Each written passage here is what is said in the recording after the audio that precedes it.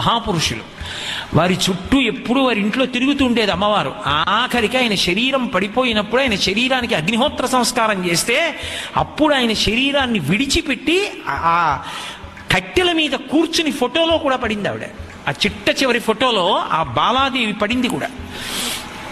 అంతటి మహోపాసకుడు, మహానుభావుడు. అటువంటి తాడేపల్లి రాఘవనారాయణ శాస్త్రి గారు గంగానదిలో స్నానం చేయడానికి వెళ్ళారు. వెళ్ళి స్నానం చేస్తూ తల ముంచి సంకల్పం చెప్పి తల ముంచారు. నాకేమిస్తావు అని వినపడింది ఆడకంఠం. ఆయన మళ్ళీ ములిగారు. నాకేమిస్తావు శాస్త్రి అని వినపడింది.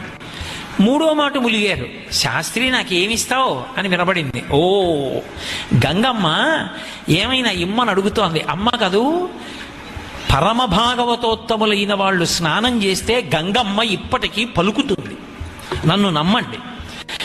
ఆయన స్నానం చేస్తే అడిగింది, ఏమి